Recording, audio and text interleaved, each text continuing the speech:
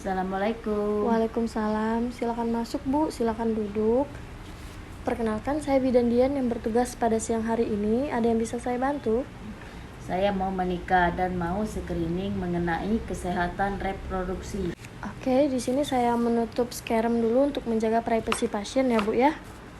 Adapun konseling ini yaitu bertujuan untuk membantu semua peserta didik agar memperoleh perkembangan yang normal, memiliki mental yang sehat, dan memperoleh dasar keterampilan hidupnya. Selanjutnya, ada pengertian pernikahan, yaitu proses pengikatan janji suci antara kaum laki-laki dan perempuan. Ibadah yang mulia dan suci, pernikahan tidak boleh dilakukan sembarangan, karena ini merupakan bentuk ibadah terpanjang dan dapat dijaga hingga maut memisahkan. Sampai sini ada yang mau ditanyakan dulu, Bu? Tidak ada. Selanjutnya saya akan menjelaskan dulu untuk persiapan pranikahnya Bu ya. Yang pertama ada pemeriksaan fisik, yaitu dilakukan untuk mengetahui status kesehatan melalui pengukuran dan pemeriksaan denyut nadi, frekuensi nafas, suhu tubuh, dan seluruh tubuh. Yang kedua ada pemeriksa penunjang, yaitu laboratorium yang meliputi pemeriksaan darah, yaitu HB. Terus ada penyakit genetik, penyakit tertentu yang diturunkan, misalnya kecenderungan diabetes, dan penyakit infeksi, misalnya hepatitis B dan HIV. Sini sudah cukup jelas, apa ada yang mau ditanyakan, Bu? Tidak ada, Bu Bidan. Oke, selanjutnya ada persiapan gizi, yaitu dilakukan sebelum menikah. Ini berkaitan dengan persiapan kehamilan, di mana proses kehamilan membutuhkan cadangan nutrisi dari ibu. Status gizi ini ditentukan dengan pengukuran indeks massa tubuh atau IMT serta pengukuran lingkar lengan atas bagi catin perempuan. Selanjutnya ada imunisasi tetanus, diperlukan untuk melindungi ibu dan bayi dari penyakit tetanus. Sebelum pemberian imunisasi tetanus akan dilakukan screening imunisasi apakah sudah mendapat 5 kali imunisasi atau belum. Apabila belum, maka catin perempuan harus melengkapinya di puskesmas. Sampai sini ada yang mau ditanyakan lagi, Bu? Tidak ada. Oke. Selanjutnya ada menjaga kesehatan organ reproduksi. Usahakan organ kemaluan dalam kondisi kering. Setelah BAB atau BAK, lap dengan menggunakan tisu atau handuk yang lembut. Memakai celana dalam dengan bahan yang mudah menyerap. Pakaian dalam diganti minimal 2 kali dalam sehari, Bu ya. Bagi perempuan, sesudah buang air kecil, membersihkan alat kelamin itu sebaiknya dilakukan dari arah depan menuju ke belakang, agar kuman yang terdapat pada anus tidak masuk ke dalam organ reproduksi. Pada saat haid, seringlah mengganti pembalut paling lama setiap 4 jam sekali, Bu ya. Bagi laki-laki, dianjurkan untuk dihitan atau disunat agar mencegah terjadinya penularan penyakit menular seksual, serta menurunkan resiko kanker penis. Ada yang mau ditanyakan, Ibu? Tidak. Oke.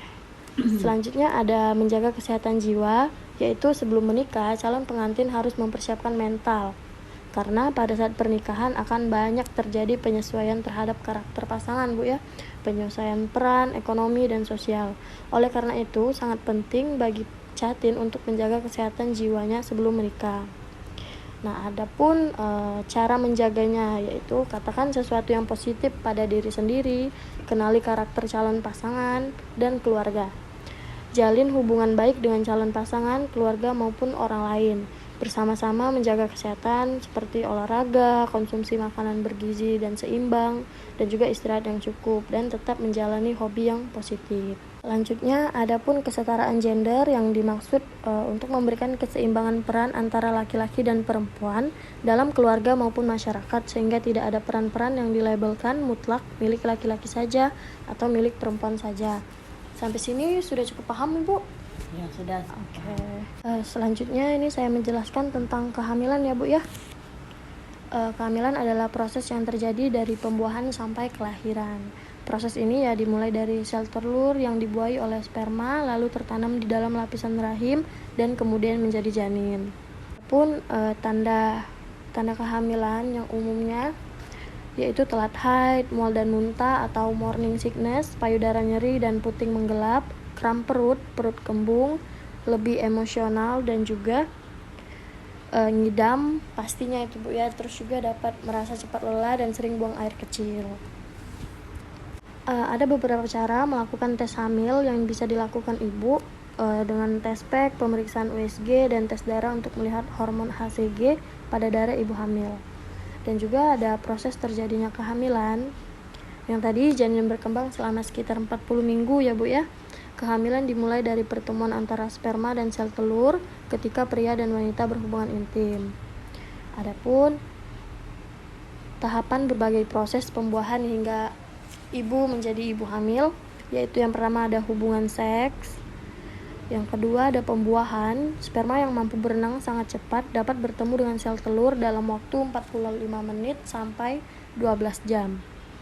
Yang ketiga ada implantasi, yaitu setelah sperma dan sel telur bersatu, materi ini akan bergerak dari tuba palopi menuju rahim sembari membelah diri menjadi banyak. Oke, disinilah proses kehamilan secara resmi dimulai. Namun ibu belum bisa dikatakan ibu hamil karena kan kita tuh berbeda-beda Bu ya. Ada juga yang tidak mengalami seperti ini, ada juga yang mengalami seperti ini. Sampai sini sudah cukup jelas Bu? Selanjutnya ada P4K, yaitu pemeriksaan kehamilan yang dilakukan oleh bidan sebagai upaya untuk meningkatkan pengetahuan ibu hamil, suami dan keluarga tentang kehamilan beresiko, bahaya kehamilan, ajakan pada ibu, suami dan keluarga untuk merencanakan persalinan. Selanjutnya ada inisiasi menyusu dini, adalah proses bayi menyusu segera setelah dilahirkan, di mana bayi dibiarkan mencari puting susu ibunya sendiri, yang berarti tidak disodorkan ke puting susu ya Bu ya. Terus, inisiasi menyusu dini akan sangat membantu dalam keberlangsungan pemberian ASI eksklusif, ASI saja, dan lama menyusui. ASI eksklusif adalah pemberian ASI tanpa makanan atau minuman Bu ya.